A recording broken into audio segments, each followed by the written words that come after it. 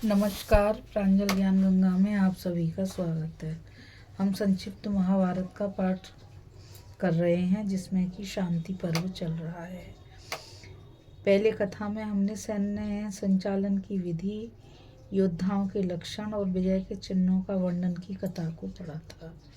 अब हम आगे कथा में कालक वृक्षीय मुनि का कूटनीति बतलाना और क्षेमदर्शी राजा का जनक से मेल करा देना। मुनि ने कहा, राजकुमार, अब मैं तुम्हें राज्य की प्राप्ति के लिए एक नीति बता रहा हूँ। यदि इसके अनुसार कार्य करोगे तो तुम्हें पुनः महान राज्य प्राप्त हो सकता है।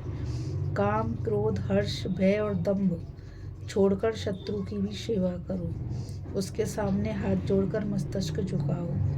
उत्तम तथा विशुद्ध व्यवहार से उसका विश्वास पात्र बनो। विदेहराज जनक, यद्यपि तुम्हारे शत्रु हैं, तथापि यदि तुम उन्हें प्रसन्न कर सके तो तुम्हें बहुत सा धन देंगे, क्योंकि वे सत्य प्रतिज्ञ हैं। यदि ऐसा हुआ तो तुमको बहुत से शुद्ध हृदय वाले, दुर्व्यसनों से रहित तथा उत्साहिक सहायक मिल जाएंगे।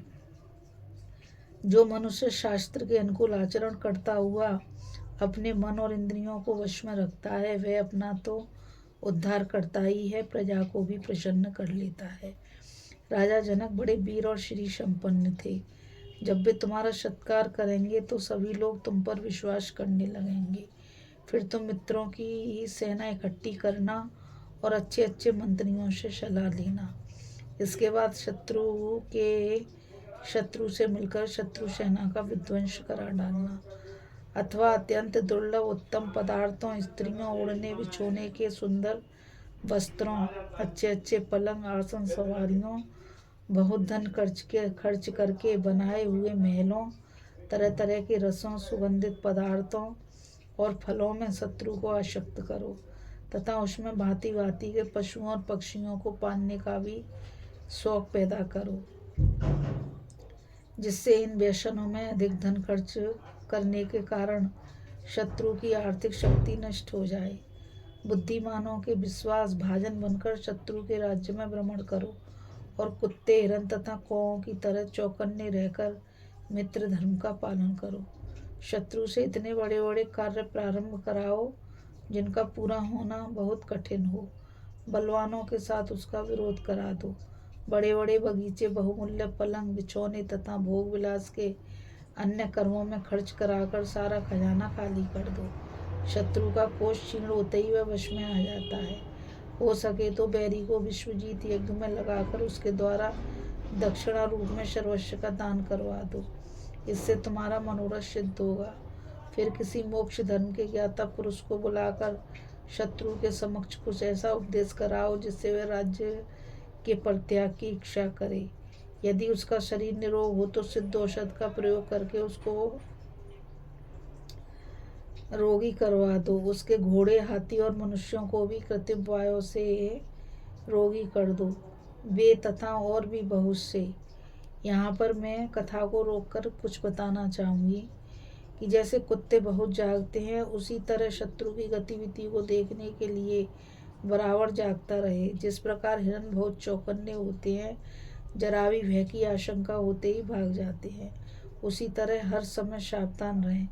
भय आने के पहले ही वहाँ से खिसक जाएं, तथा जैसे कोई मनुष्य की चेष्टा देखते हैं, किसी को हाथ उठाते देख तुरंत उड़ जाते हैं, इसी प्रकार शत्रु की चेष्टा पर सदा दृष्टि रखो।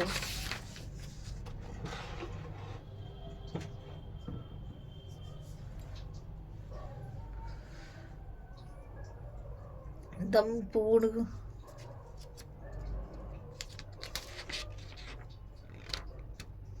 वे तथा और भी बहुत से दम्भपूर्ण उपाय हैं जिनसे बुद्धिमान मनुष्य शत्रु का सर्वनाश कर सकता है।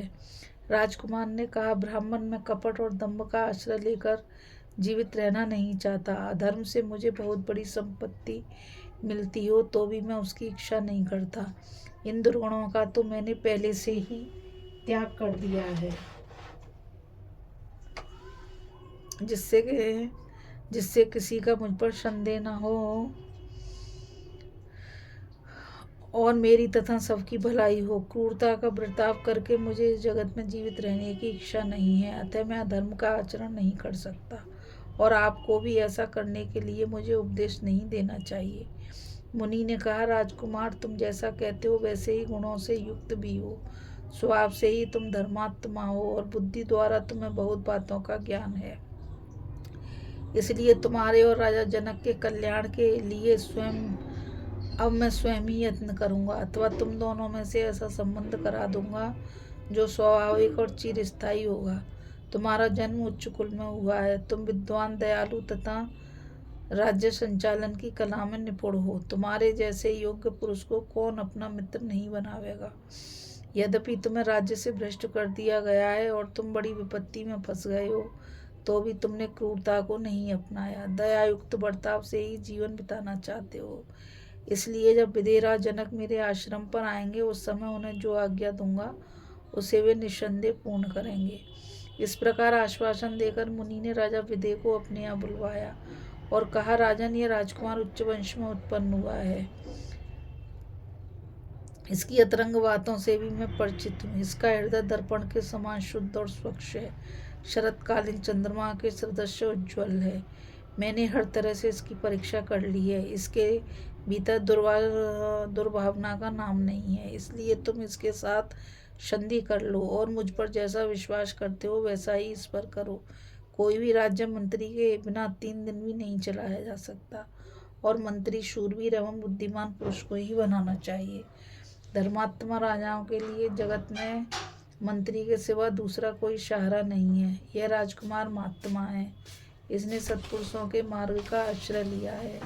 यदि तुम धर्म को साक्षी देकर इसे सम्मान पूर्वक अपनाओगे तो यह तुम्हारे सब शत्रुओं को अपने अधीन कर लेगा। मेरी बात मानकर तुम युद्ध किए बिना ही इसे वश में करो, मंत्री बनाकर इसके साधन में लगे रहो।